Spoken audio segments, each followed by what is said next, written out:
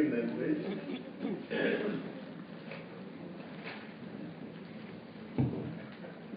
Thank you. Now, Mr. President, I want to deal with some points which arise specifically from, first of all, Mr. Watson's evidence. The first point raised with both Mr. Watson and Dr. Holman. That relates to the UK submission to the European community related to Manchester air quality, recollect, yes. the submission document. Was the application refused, that is, the material rejected, or was the application withdrawn?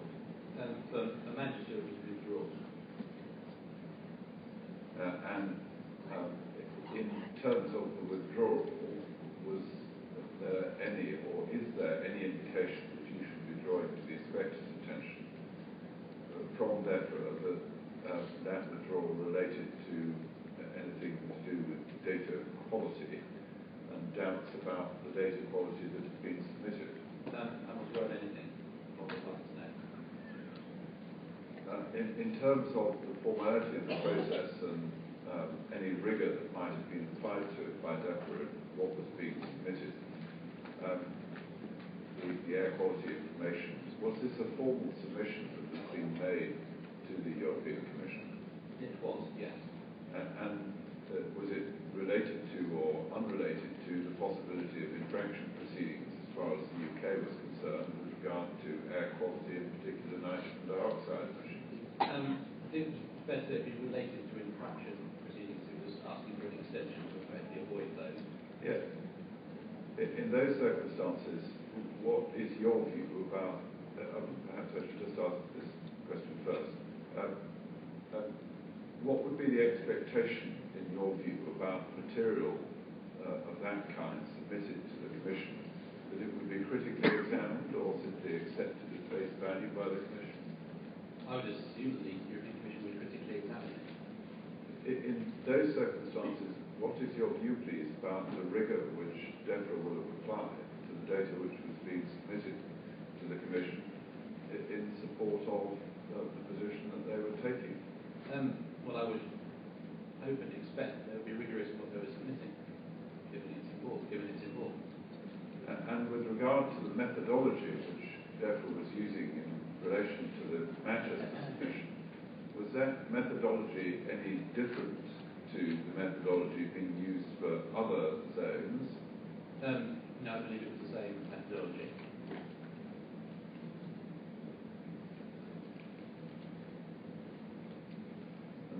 On that basis, Mr. Rosen, against that background, is there anything you think you should be drawing to the inspector's attention which ought to place a caveat over the conclusions you've drawn about the prospect of compliance with air quality standards in Manchester by 2015, or are you content that the information is appropriate in the form in which you presented it? I'm content that I presented the information which is DEFRA's official expectations of where things would go.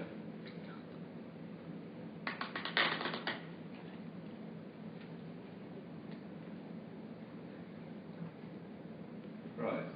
Next, separate matter. Mr. Watson suggested that the change in the Stratford Council officer's position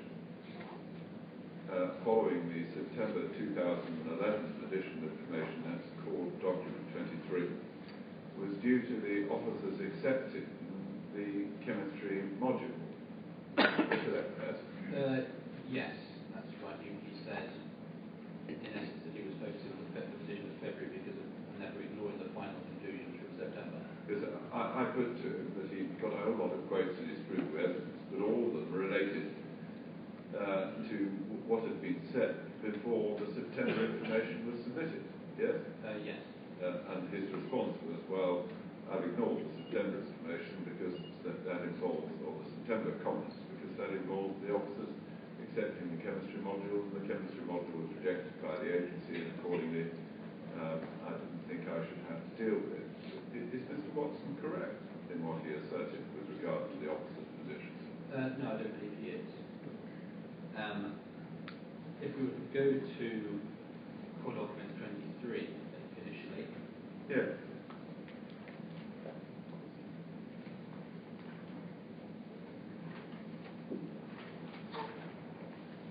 Section 1. So in section 1 of core document 23, I set out why we were providing this additional information. So I confirmed what the EHO was actually about, which was weather data, the correct pollutants, correct air quality standards, and commented on the 3 concerns which he had issues with, which remain covered actually in the sections which Mr. Watson quoted, which were related to the uncertainty caused by potential difficulties in achieving the required emission concentrations of NOx and ammonia, the removal of some conservative modelling assumptions, and the effect of the facility on airborne concentrations of arsenic. The middle one is the one which I think we should be concerned with here. Yes. Which is primarily covered in section 3 of core document 23. Section 3. Specifically 3.3. 3.3 is at page 11. Page 11, right? yes. Which is entitled NOx Conversion Chemistry. Yes. And while I've called it that, the actual point I'm responding to, which again appears in bold italics at the top of that section, is it was assumed that weather conditions observed in 2004 are applicable to all other years of weather data, whereas a study of this nature would normally be based on 5 years of data. So that is the point I'm addressing. And I then explained in here the approach used in applying the chemistry module to 2004 background data and weather data, and then extrapolating that to other years for which a full set of data was not available. So what I wasn't doing here was responding to a suggestion that the chemistry module was inappropriate or shouldn't be used, was dealing with a misunderstanding of how it had been dealt with. And in order to see whether or not what you said is correct and was correctly understood by officers in their response, if we go to core document 46 and paragraph 60,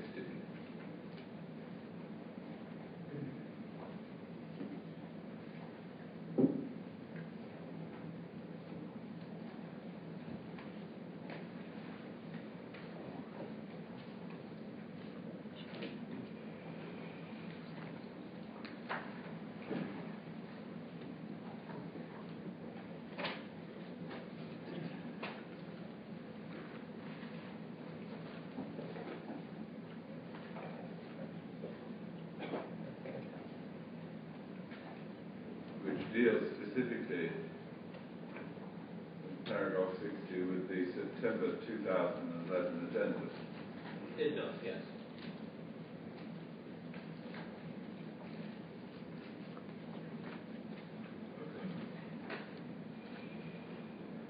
And it does paragraph 60 without reading it out, because it has now a certain familiarity perhaps. Does paragraph 60 reflect what you have just told the inspector? It does, that reflects the purpose of core document 23. So, for anyone who has read core document 23 and read the officer's report to committee, is there any basis for suggesting that the officer's change of position was due to them accepting the chemistry module? No, there is no basis for that.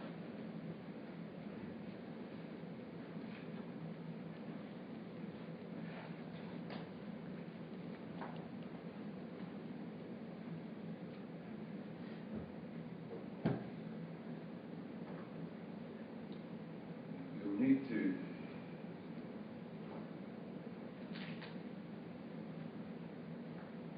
keep core document 23 to hand for the next one, which is again a separate point. But Mr. Watson suggested, I think, that you should have used the Woodford data. Is that correct? Yes, I think he did, yes. If we look at core document 23 and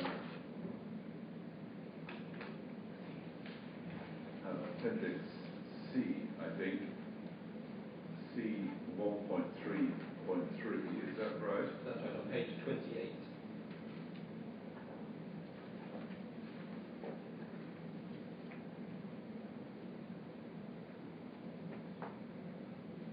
what is this telling us relative to Woodford as a basis upon which it was appropriate not to utilise the data? What I'm explaining here is that the data from Woodford has a very much more directional quality. It's shown clearly in the diagram on page 29 that the wind direction from an angle of 210 degrees is very, very frequent at Woodford. And this looks unusual.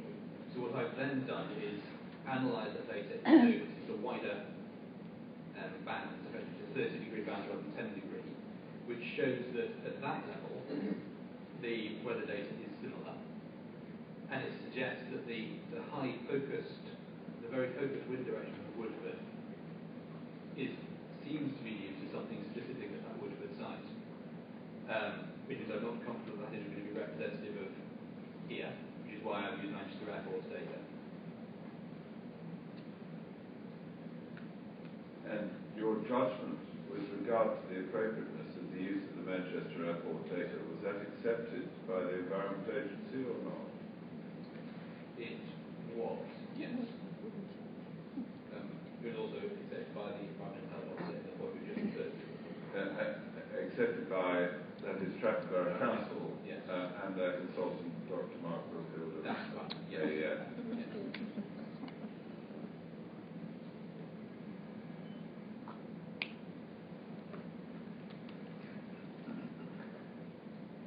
Right. Next point is to do with potential heat users. Mr. Watson suggested that we're too far away from potential heat users. Yes? He did, yes. And/or without some process user, we would end up with too much heat at the wrong times of year to be able to dispose of it. Yes? Yes. With regard to heat users and the opportunity to get them signed up, we've drawn attention already to Core Document 77, which is the Waste Policy Review 2010. You have that to hand.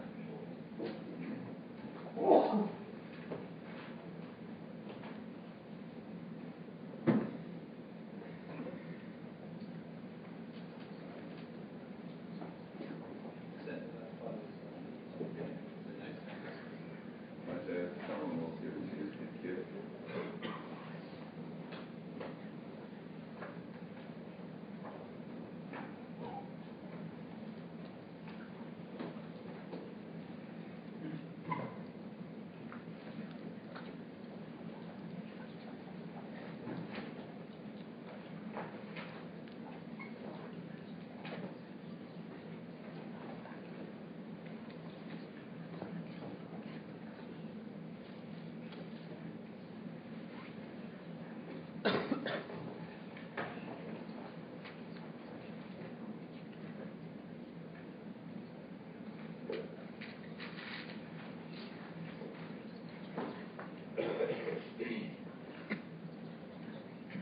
Could you go, please, in Core Document 77 to page 67.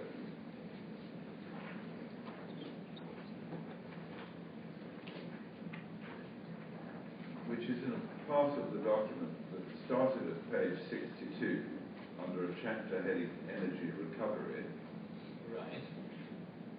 And in essence proceeds as you can see dealing with a series of points about energy recovery.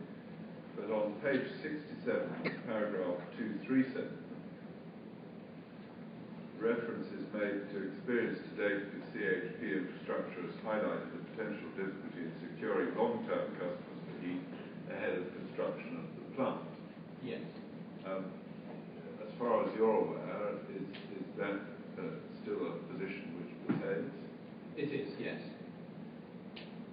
And the next point is more for Mr. Singleton than you, then please say so. But in this instance, have the appellants investigated with potential local users the opportunities which might be available for them to utilise heat? They have. They asked Mitchell, a couple of my colleagues, to investigate potential users, both process users and district heating type users. So we spoke to a number of companies in the area, on the Trafford Park area, in terms of process users, to identify whether they had need for a heat and that fitted into their plans. We also identified a number of district heating users, which includes not just sort of office type, but also a number of leisure centres around the area. Were any of those users potentially users who might be taking heat in the summertime? They were. The process users would have a fairly continuous demand for heat, and again, leisure centres will tend to need heat during the summer for pools and the like. We know that document is not in the public domain. It's not. No. Why not? It's not because in our discussions with the process users particularly, we had details of their energy use, how that fits into their markets, their future plans, all of which is essentially commercially confidential, and so it's only provided on the basis it would not be made. As to your overall conclusion with regard to the appropriateness of the location relative to the opportunity to take advantage of the use of heat, if you take up core document 67B,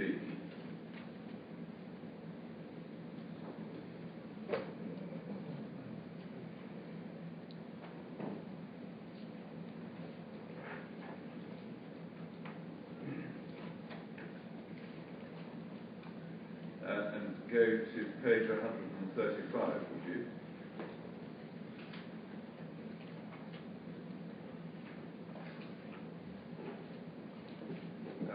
This is on page 135, the top half of the page, part of a response to a point made on page 134. The point made was that government guidelines suggest that large biomass plants should not be built close to urban development and only in rural locations if there's no gas line.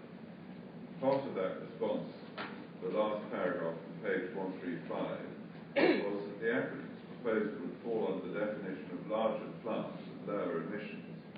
Our assessment of emissions is detailed in section 5 of this document. Furthermore, in order to maximise the installation's sustainability and primary function, its location needs to be within an area of high energy and heat demand. The urban character of the area provides the receptors necessary to receive the energy and heat. Is that a conclusion which is consistent or inconsistent with your own conclusion, having investigated the nature of potential uses in the area? It is consistent, and if anything, will understate, because it really relates to urban development. We're not taking account of Trafford Park as well. And finally, it's too late for any evidence and written comment.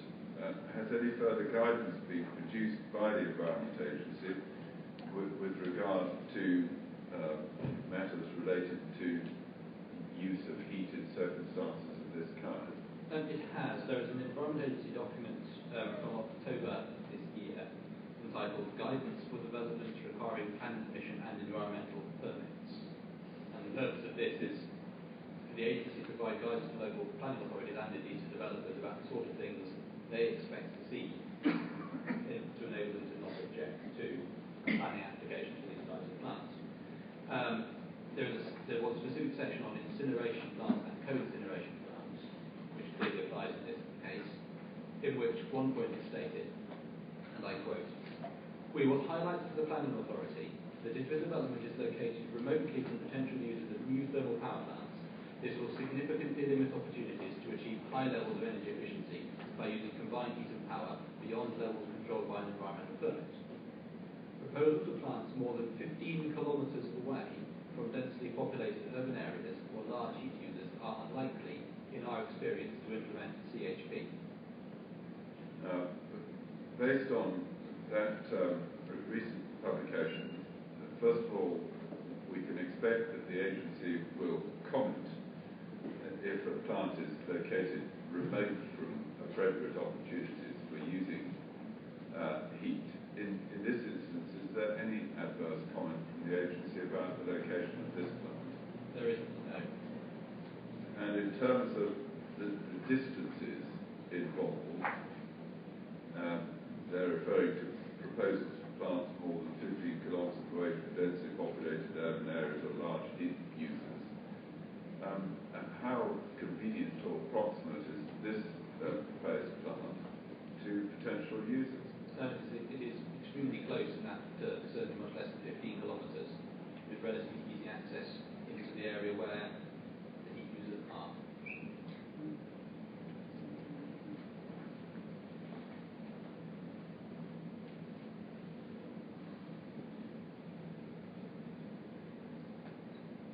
Thank you. Then, I paused looking through the report document 67 because yes. combined heat and power is something the agency specifically considers when determining the permits. Yes. And it's probably worth turning to page 23 of report document 67B.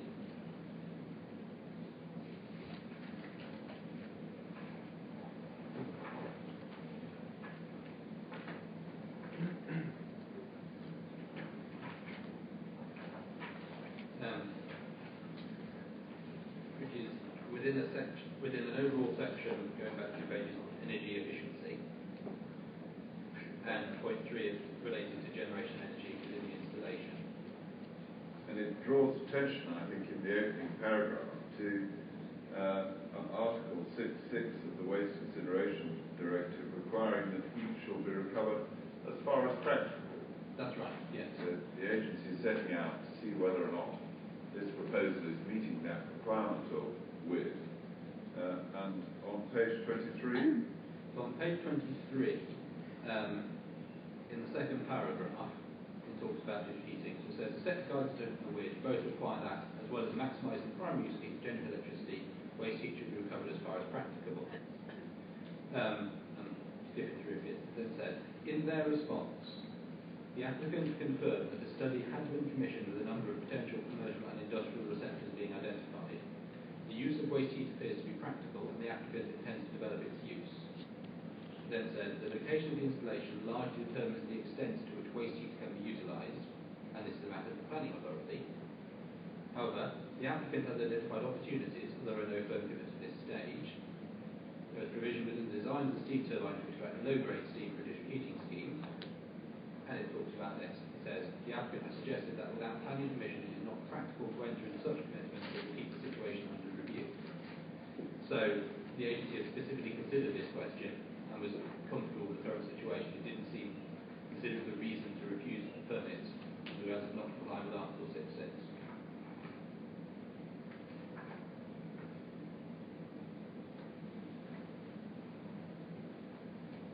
And if you go to the permit itself, called document 67A,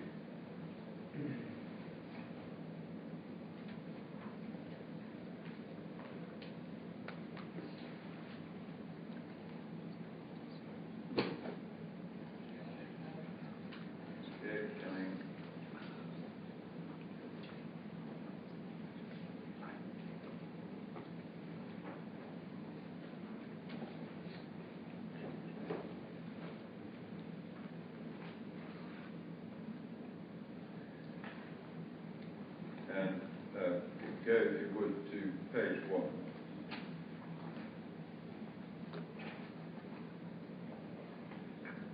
And we won't take all these references, but I hope sufficient to allow the inspector to understand how the agency is discharged its duties. Under energy efficiency, 121, the operator shall take appropriate measures to ensure that energy is recovered with a high level of energy efficiency and energy is used efficiently in the activities. B, review and record at least every 4 hours whether there are suitable, 4 years, for example, whether there are suitable opportunities to improve the energy recovery and efficiency. C, take any further appropriate measures identified by a review. So we've got to keep it under review.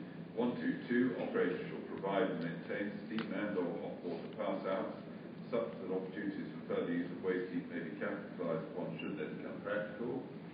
123, the operator shall review the practicability of combined heat and power information at least every 2 years. The results should be reported to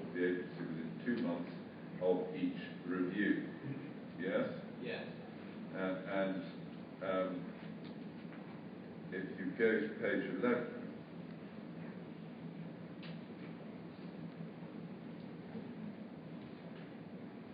if you look on table S14, pre-operational measures,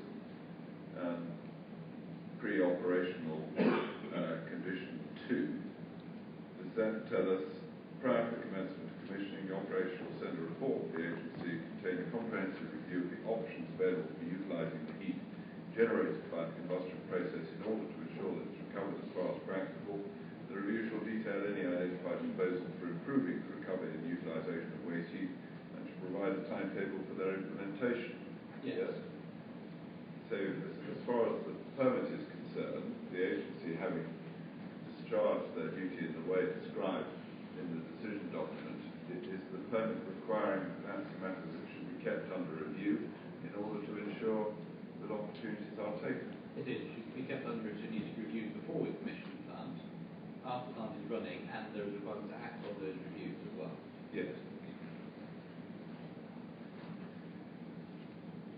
Right. Then let's move away from those specific points about Mr. Watson's evidence and take up some points that came from other third parties.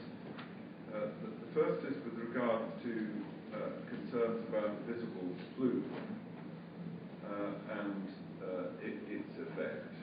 Can you tell us about that? I think it was Councillor Cook who raised concerns about the visible flume affecting the Barton Bridge, leading to smog-type problems.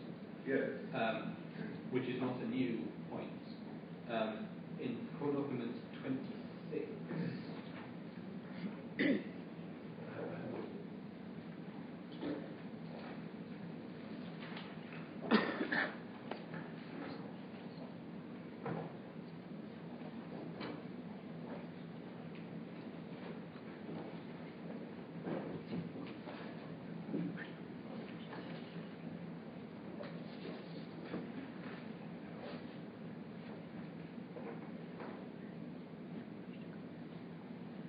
Bear with me a minute.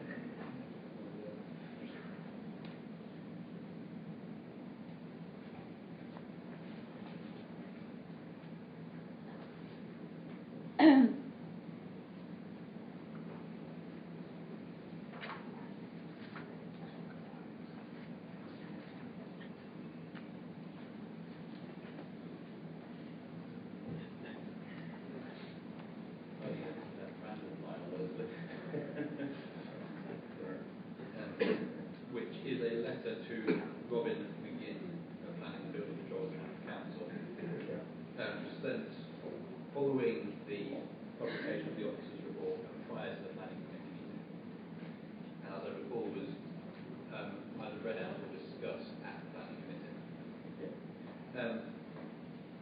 The final part of that on page 7 of that letter relates to flume visibility.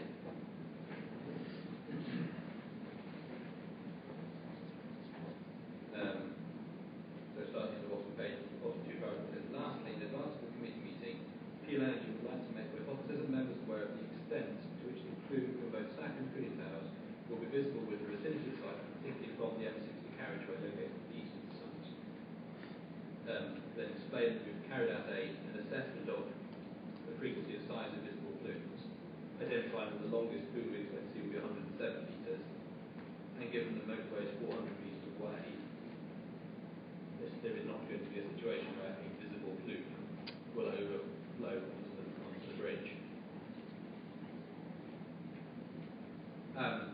We also considered the cooling towers, which are at the other end of the site, and therefore actually a little closer to the motorway than the stack is.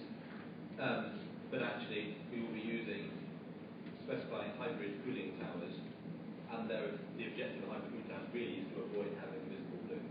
So again, there will be only a rare metal that would be a concern in terms of reaching the M60. So I just wanted to emphasise that whilst I'm not sure how it was at the planning committee meeting, the should have been aware of that issue had been addressed previously.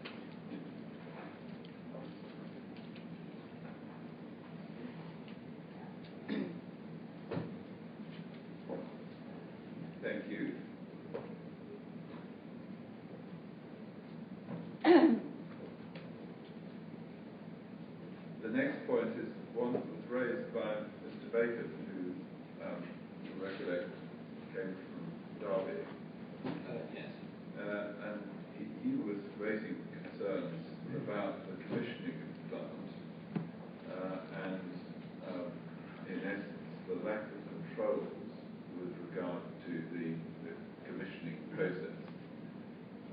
Yes. Your response to that, please? Well, there are two parts to that response. Firstly, in Core Document 67A, which is the permit again, Yes. there are specific conditions imposed to control commissioning. Yes. I think we went into those previously. Yes, So, just make sure, from the inspector's point of view, that's PO5 on page 12. it is. There's a specific condition dealing with commissioning. There is. So PO5 requires the operator to provide a written commissioning plan for prior to commencement commissioning, which will include the expected emissions of the environment during the different stages of commissioning. The terms of which we've been through before, so we won't go through again. Yes. So I just wanted to add an extra point to this. The decision document explains why this pre-operational condition has been put in place. Having just checked this, I don't know whether you need to go to this on page 93. It has the fairly important extra point, which is this plan shall be used to determine whether it will be necessary to set any additional commission limit values for these phases, and that commissioning cannot commence until approval is received from the Environment Agency. So you can't just submit a plan and say, well, we've done now. So this is on page 93. Yes. And under the Roman 4 of Yes. commissioning, is that right? That's right.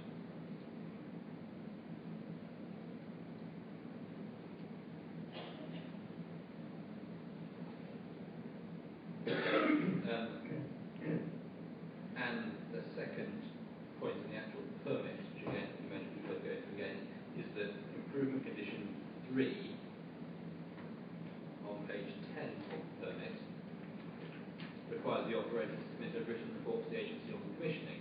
So, in other words, demonstrating how in fact the plan was done.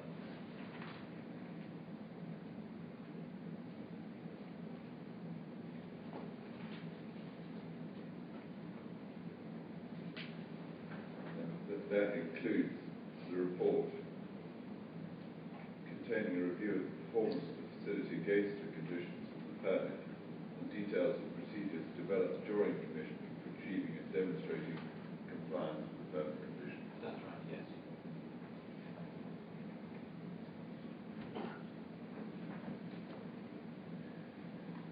Right.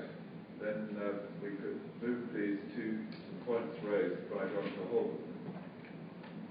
The first of which I want to ask about is that with regard to the Liverpool Road diffusion tube, the suggestion that that was only reviewed by the Environment Agency because of public comment on the draft decision document. Yes, that the implication was it was public comment of the Salford's submission, which made reminding the agency that Liverpool Road tube existed. Yes, well, is that right? That's not correct. I think we have the draft decision document in Core Document 67 as well.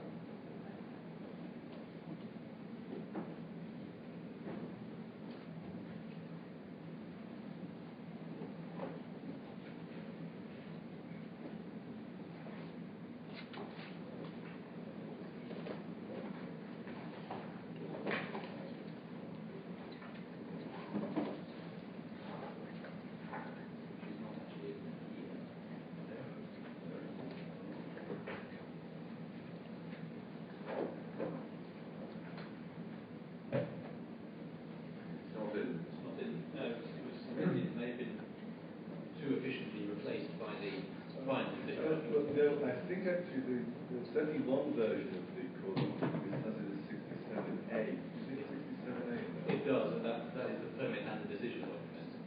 Yes, but I think Mr. Watson actually did have it in front of him last week, and it was 67A. That's what caused confusion.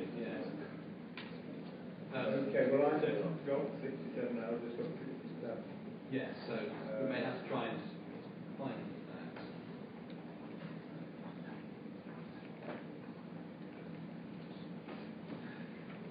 We've got the draft permit, but not the draft decision. Okay, so I'll need to come back to that in writing, therefore, just to confirm that point. The point is within the draft decision document. Page 57. Page 57 of the draft decision document where we find it. The diffusion tubes that were already discussed already, so it's not something that was newly pointed out to the agency before they made their draft decision. Okay, well, can you... I'll come back. Sorry. Yeah. Agree that. Okay, that's fine. And then we need to take up the HPA consultation response. These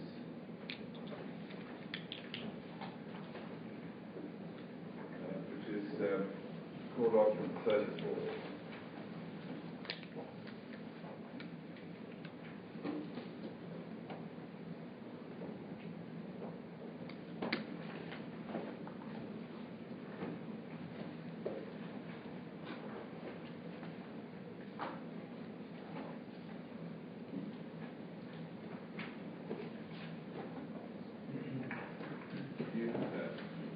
Core document 34. I do, yes. Yes.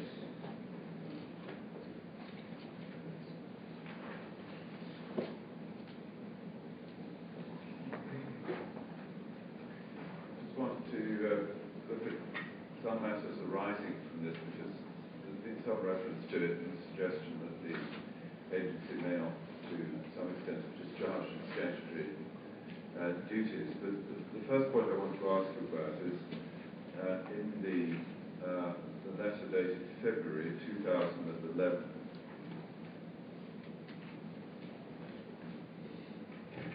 which is from the Centre for Radiation, Chemicals and Environmental Hazards, addressed to Dr. Rosemary McCann at the Health Protection Agency. Yes? Yes. If you go to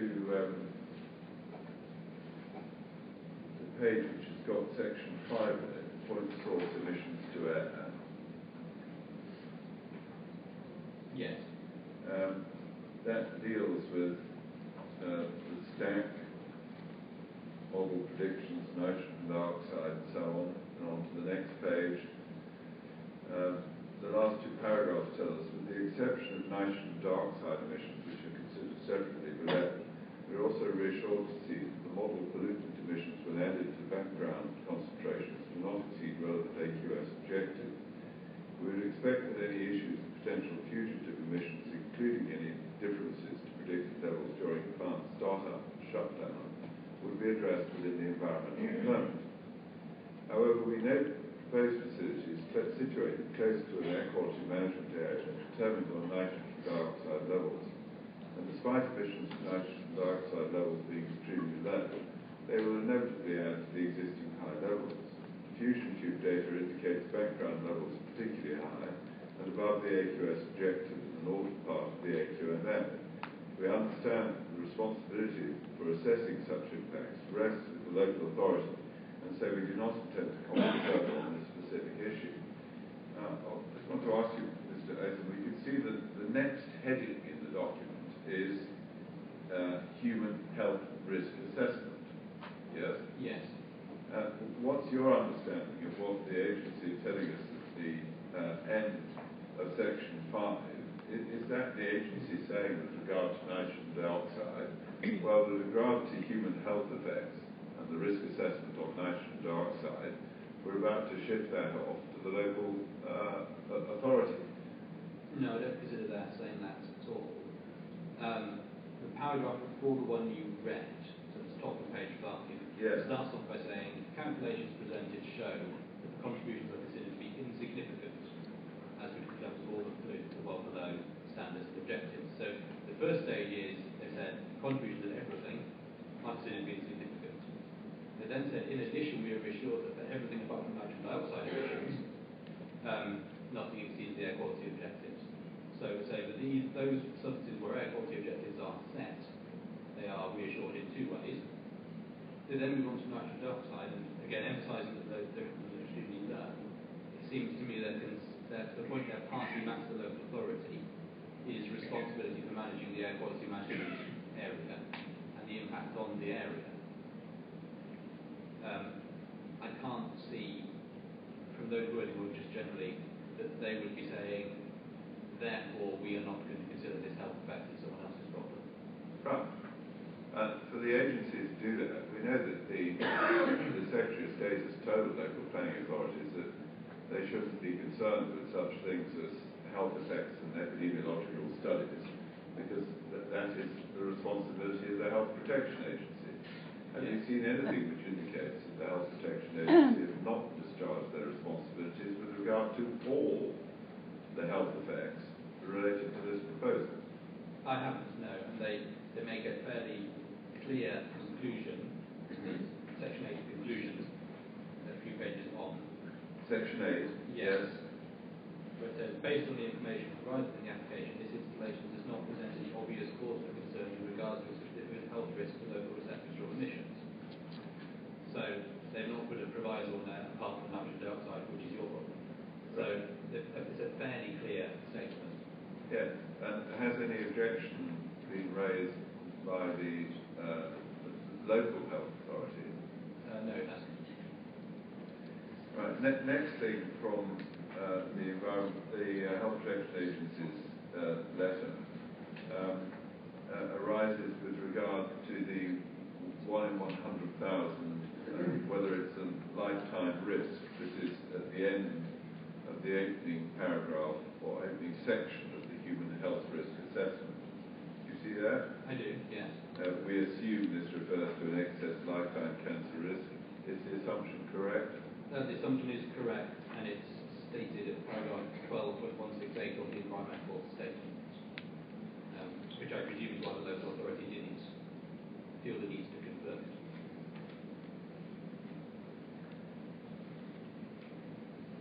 Then in section 6.1, the reference to eggs and eating eggs, has that been dealt with, please? It has. So that paragraph is pointing out that the human health risk assessment presented in the environmental statement assumed that eggs would not be produced from home-reared birds at residential locations rather than farms a lot was considered, and so asked the local authority to consider this and add this pathway to the risk assessment if necessary. That is considered specifically in my proof of evidence, paragraph 551. That's your main proof? My main proof.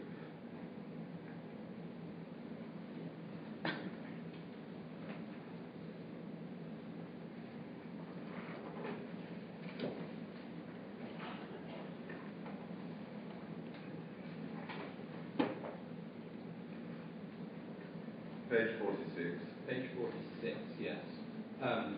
Which happens to be a response to Mr. Walsh. Because Mr. Walsh specifically asked about this point in his consultation response.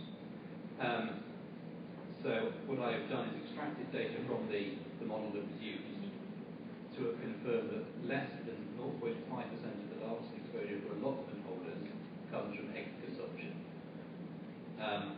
So if we'd included this pathway to assume that essentially, as a very worst case, that everybody eats chickens and rears their own eggs, then that would not have made a significant difference to the assessment. And as far as the Environment Agency are concerned, if we go to page 117 of the decision document,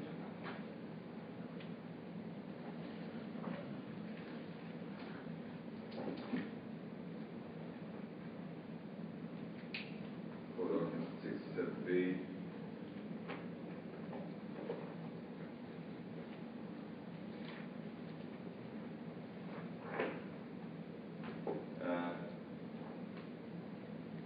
on the right-hand column, addressing the Salford Primary Care Trust and Trafford Primary Care Trust, the first response is, our assessment of dioxins confirmed there would be no issue issues from this exposure route, and the exposure route was related to consumption of eggs from home-bred chickens. Yes, the point from the primary care trust is essentially a slight rewording of the point from the HPA. Yeah. Same people.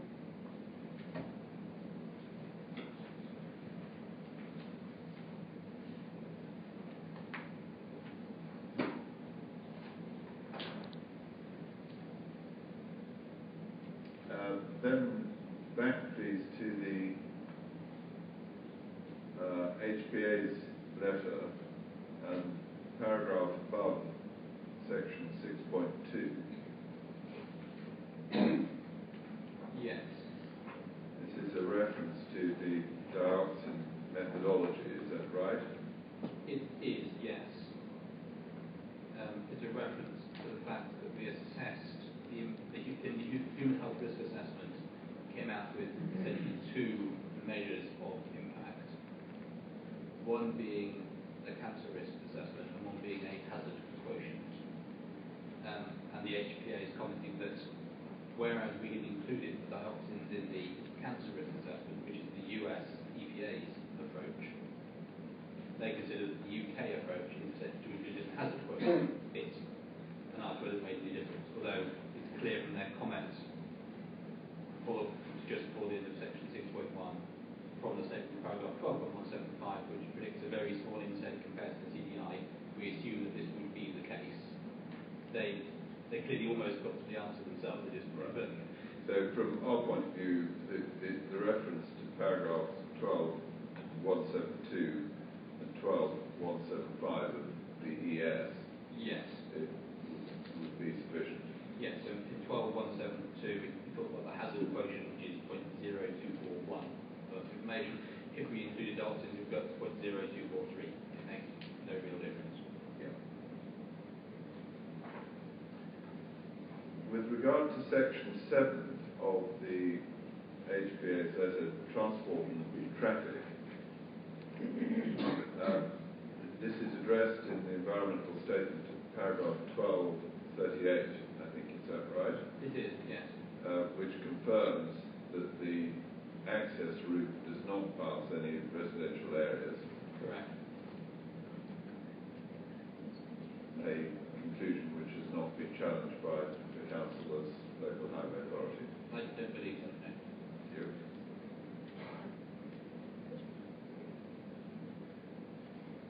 And cumulative impacts we've dealt with already. You've told us already how they've been assessed, dealt with, and you're satisfied that you've dealt with all relevant cumulative impacts. I am, yes. Thank you. Then next piece, we need to consider Dr. Ravi's contribution to the inquiry, which included, among other things, an additional paper with regard to chromium. It is. And for this, we need to go back to your SO6, please.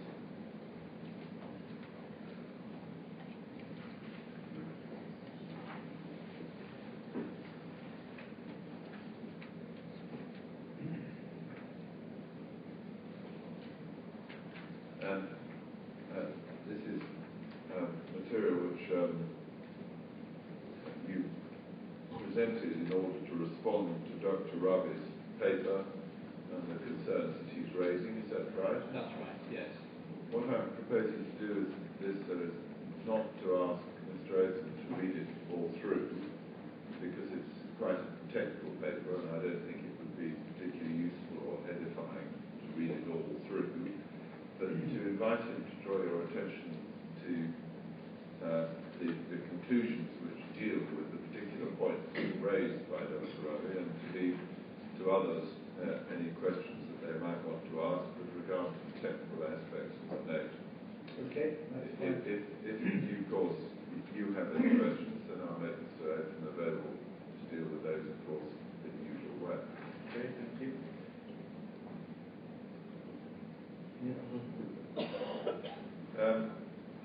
Can you read, by way of introduction, paragraphs 1.1 and 1.2, please? Okay, yes. Yes. I I wish to respond to 2 points raised in papers submitted to the inquiry, where I consider that it would be helpful to provide a numerical response, rather than merely responding verbally when giving evidence. Firstly, Dr. Rabi's note on the impact of chromium emissions and the assessment of chromium emissions by the Environment Agency when determining the permit. And secondly, the paper submitted by Mr. Watson, to support his rebuttal, entitled Ambient Nitrogen Dioxide and Distance from Major Highway by Gilbert et al., which has been dealt with. Since those two appeared, we've now had, I think, from Dr. Rabi and Saw this morning, a third paper, Which, yes, I believe is a minor revision of his first one. which may need a response, but is headed Further Info requested from Dr. H.C. Rabi, Friday, 16th November 2012, and I'm assuming, sir, that that's reached you. Well, I don't think it has, but I could be wrong. Well, Was it submitted by email? I don't know. I only found it on the table this morning when I arrived. Yes, via email. Via email is how it was submitted, but it's been printed, and I think Mr. Fraser. I likewise simply found it sitting on my table, so I'm not sure where it came from. No, likewise. Okay, I don't know whether you found it. So if we've I got don't think I've got a copy. if we've got it, sir, I'm assuming that it would have been distributed to you. Well, I would expect that. I think there were a few documents that seem to have been distributed before, so I don't know if you had all of them. It was in amongst 3 or 4 others, I think.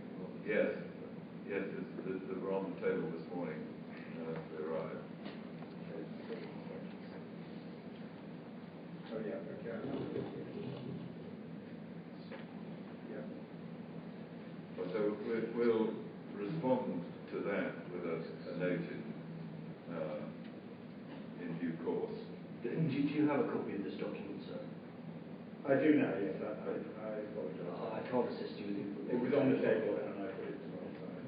Right. Well, as I said, so we're doing our best to keep up with what's produced as the responses. That one we'll respond to with a note in due course. 1-2 then, please, of your SO6. In addition, the Council has commissioned continuous monitoring of nitrogen dioxide and particulate matter at Strome Gardens, which I referred to in paragraph 329 of my main proof, and provided the parties with more recent monitoring data on the third day of the inquiry. I have commented on my interpretation of this updated data.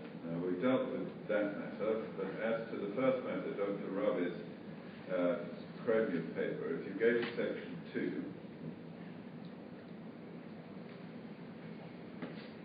paragraph 2.1, can you read 2.1 and 2.2? Dr. Rabe has submitted a note to the inquiry, making a number of assertions about the impact of chromium emissions and the assessment of chromium emissions by the Environment Agency when determining the permit. He summarises his concerns as follows. Current chromium-6 levels in ambient air exceed the air quality standard of 0.2 nanograms per cubic metre significantly, probably by a factor of 6, at the proposed site. The proposed BREC would increase total chromium and chromium-6 levels further. 2. Peel Energy and the Environment Agency have made mistakes in calculating chromium levels, which leads to a significant underestimate of ambient chromium-6 concentrations and to an underestimate of chromium-6 emissions as a result of the proposed plant, probably by a factor of 3. Peel Energy and even the EA have not followed existing EA guidance. And 3. That the potential excess risk of cancer due to chromium-6 emissions is unacceptable. He also considers that the assessment of chromium-3 is incorrect, though he hasn't included this issue in his summary. And then in your note, you deal, first of all, with overall chromium emissions, yes? I do, though I believe that Dr. Rabe is actually not continuing with that point. No, I think he's rather repentant of that in the most recent note we've got. But you're having dealt with it, your paragraph 2.6 on overall chromium emissions summarises your position. It does. Read it, please. It says, therefore, I have no further comments on total chromium, as it is clear that the impact of the BREC would be insignificant, and there is no threat to the EAF. You then deal with the chromium-6 emissions. Is that right? I do. And deal with that in a substantial number of paragraphs following 2.7 through to 2.13. Yes. And for these purposes, it's sufficient, I think, if you read paragraph 2.13. Yes, which says, therefore, I conclude that I use an appropriate value for the chromium-6 emissions in the air quality assessment, and, if anything, I may have been overly conservative, given the latest data available from the Environment Agency, which is by latest data available, I mean a document produced by the Environment Agency, I think on Tuesday last week. Right. That's some further guidance with regard, or relevant to chromium emissions. That's correct, yes. Which is explained in the body of your note. It is. And why it is that you think it may have been conservative. Yes. 2.14 deals with Dr. Ravi's suggestion that it's incorrect to assume that 0.7% of background chromium levels is in the form of chromium-6. Yes. And you go on to say you accept that. I do accept that, yes. What follows from that, though, please? I accept that point, and I agree with Dr. Ravi that I've taken a different approach in more recent assessments, essentially because guidance has developed. My view is that the appropriate background level is somewhere between 3% and 8%, based on a fairly detailed study by Rubon et al., which Dr. Ravi also refers to. Dr. Ravi also refers to other levels which could be used, which I don't consider are correct, for the reasons I presented. And you present in a conclusion, numerical conclusion of paragraph 215, is that right? Yes, at 215 I consider that the background concentration of chromium-6 can be estimated as between 0.15 and 0.4 nanograms per cubic meter, suggesting that current levels of chromium-6 may be similar to or higher than the EAL of 0.2 nanograms per cubic meter. You then deal with the reassessment of chromium-6 given the publication of the revised EA guidance note. Yes? I do, just to be clear. At the time of the planning application, there was something called the interim guidance note. In, I think, September 2011, we had published the final, the actual guidance note, and last week we had published the revised version of the guidance note. So it's the revised version that I'm dealing with. Right. And so far as you're aware, therefore, are you dealing with and presenting to the inspector the most up-to-date guidance and its application to this proposal? I am, yes.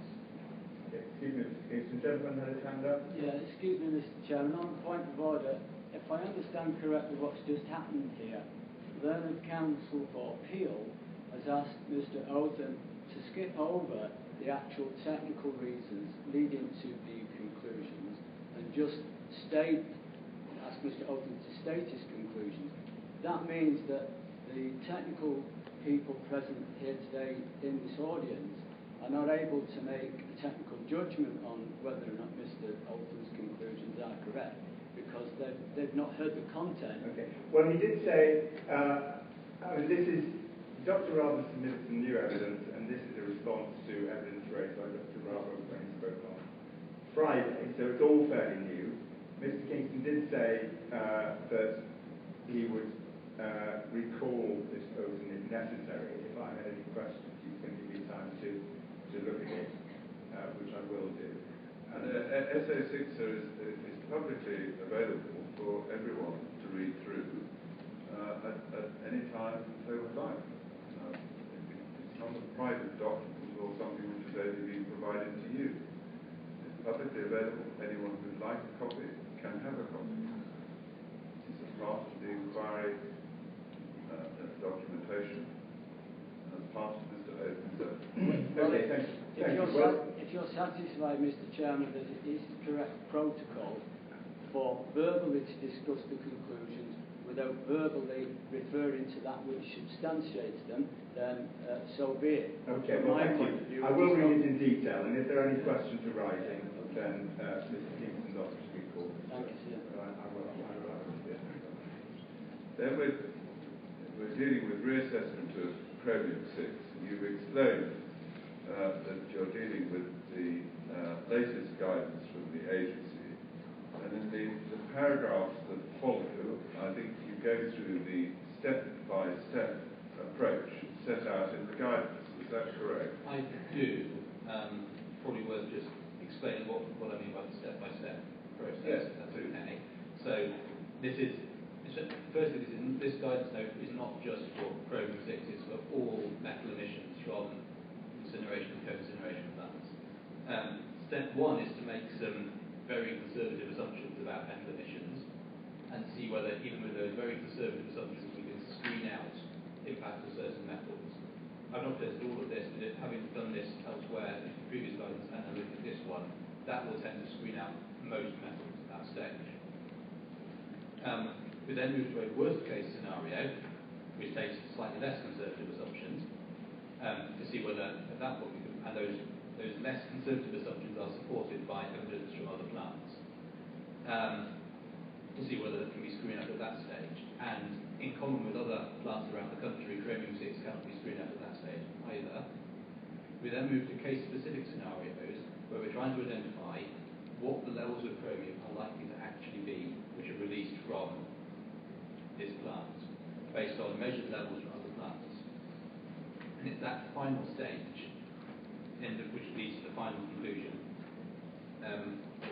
which you could read, please, at 222.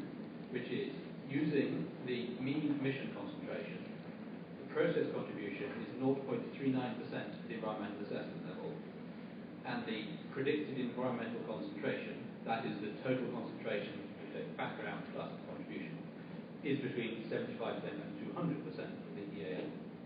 Hence, I conclude that the process contribution is less than 1% of the EAL, and that even if the predicted environmental concentration is higher than the EAL, the BREP would only make a small contribution to this exceedance.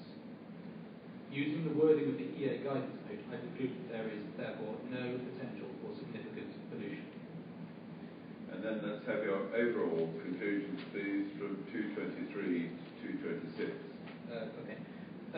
So to conclude, I've commented on each of Dr. Rabi's key points. I probably won't read again. So firstly, around current chromium 6 levels exceeding the air quality standard, I do not agree entirely, but I accept that chromium 6 levels may exceed the EAL by a factor of 2 or less. Secondly, relating to Pure Energy Environment Agency's mistakes in calculating chromium levels,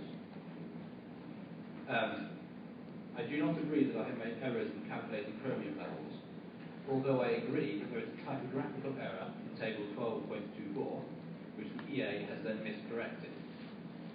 I used the EA guidance which was extant at the time of the application, and the EA has assessed the application against that same guidance, but I have demonstrated above that applying the most recent guidance would not lead to a change in my conclusion. And his final point is that the potential excess risk of cancer due to chromium 6 emissions is unacceptable. I do not accept this point. As Dr. Rabi notes himself, the conclusion of the EPACT note, the Expert Panel on Air Quality Standards, note on chromium is that the recommended guideline for chromium 6 should offer a high level of protection against the risk of lung cancer and of other adverse health effects. Given that the contribution of the BREP is a small fraction of the recommended guideline, it is clear that the potential excess risk of cancer is not unacceptable. Thank you. Then you can put SO6 to one side, please. And the final point I want to ask you about relates to a submission that has been referred to already this morning, the submission by Simon Hughes. Oh, yes. You recollect Simon Hughes, which in essence, as Mr. Richards summarised for us, is a submission that the emission levels are such that an appropriate assessment is required under the regulations in relation to the special area of conservation lying to the west. Yes? Yes. Is that a matter which has been addressed already in that level of emissions and relevance addressed already in any document? It has been addressed. It's addressed in two places. So, firstly, the document which Mr. Hughes is referring to is the environmental statement itself. Yes. Which is probably worth going to, I think, actually. Okay.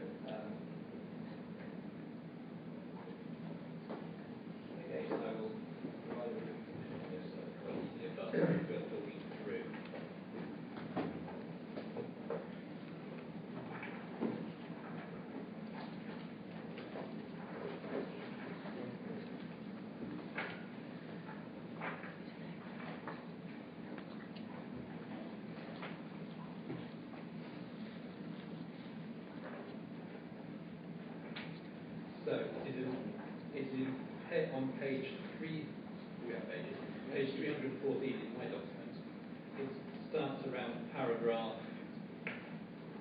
12.181, related to operational impact on sensitive environmental sectors. It goes on for quite a few pages.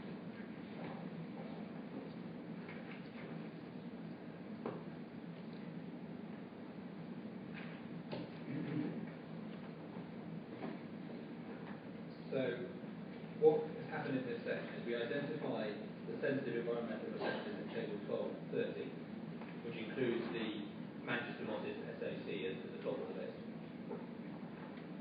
And then on page 314 of table 12.31, there is a table showing the impact of sensitive environmental receptors, where I've set out the predicted concentrations of a number of substances in those areas. And again, Manchester Moss is one at the top. What Mr. Hughes is focusing on is on ammonia, specifically, as his first point. I assume you have his notes. Yes. And he is stating that the ammonia concentration in Manchester Mosses is greater than 1% of the environment, the air quality critical level for the protection of ecosystems where there are lichens and something else we should forget. So very sensitive lower level creatures, and therefore, since we're more than 1%, we should have had an appropriate assessment. Having looked at this environmental statement, I can see why Mr. Hughes believes that. And in essence, it's because we have over-rounded the ammonia animal mean column in that table, where I've only basically put it either 0.01 or 0.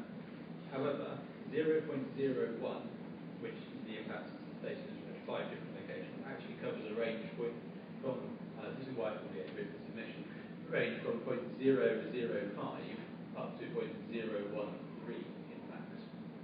So the concentration of Manchester Moss was actually reduced from 0.005.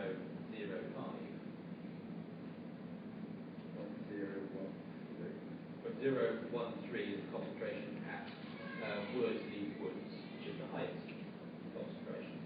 I go round it to 0.01, somewhat unhelpfully. But the Manchester Moss one was the 005. Yes, exactly. So, is Worsley Woods down as a local nature reserve, is it? it is just a local nature reserve. So it is. So there are 2 points about Worsley Woods. First, yes, it is protected. It's not protected by national designation in the same way, or a European designation. And secondly, it's not a bog, which Manchester Mosses is, it's a wood, which means that it doesn't have the lower grade of plant material, which the Mosses does. So therefore, the relevant critical load for ammonia at Worsley Woods is higher. It is 3 micrograms per cubic metre, as I state in paragraph 12.187.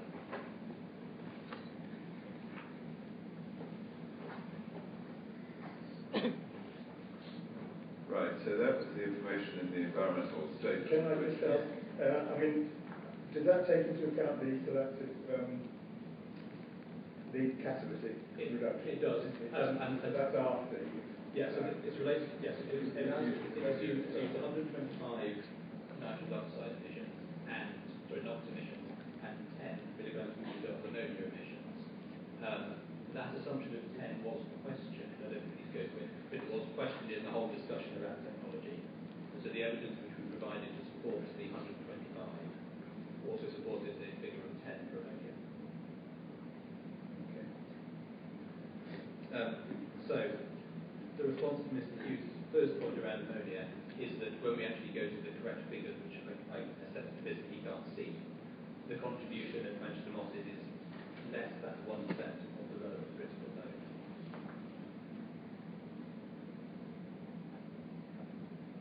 The second point which Mr. Hughes raises relates to acid and nitrogen deposition. He states that was not assessed in the environmental statement, which is quite true. It was, however, assessed in core document 15B February addendum to the environmental statement. Can you take that up, please? 15. 15, so the one we were looking at earlier today.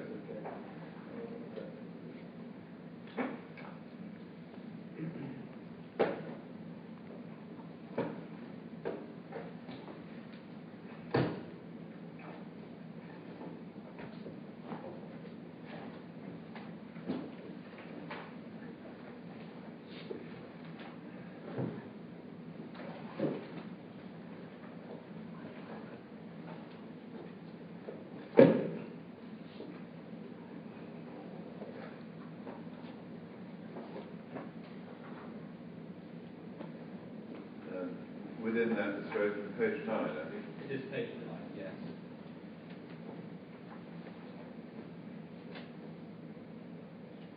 Page 9, item H. So, again, the point in bold was a question from Traffic's Environmental Health Officer, and it's probably actually from the Ecology Unit, asked on their behalf. The question being, the applicant has requested to clarify why acid and nutrients nitrogen deposition of designated habitat sites was not modelled. So, almost exactly the same point Mr. Hughes is making. The answer to that question goes on for about 3 pages. I think the key points to draw from that, again, I wasn't intended to deal with numbers. The first answer is that we screened the deposition out because the concentrations in air were less than 1% of the relevant air quality objective. So, having said it's not a problem in air, we screened out to be not a problem on the ground.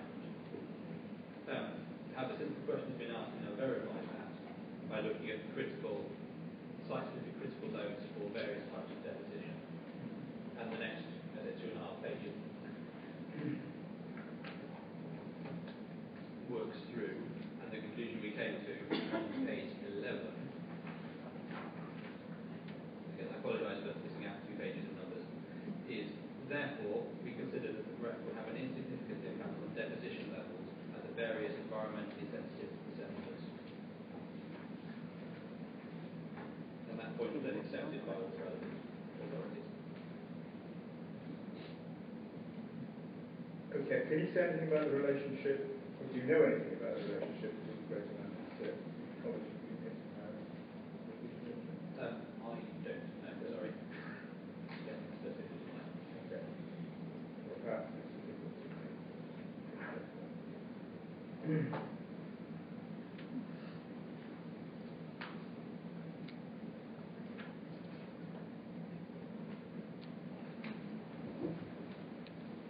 Okay, Thank you very much. That's it. Thank you very much.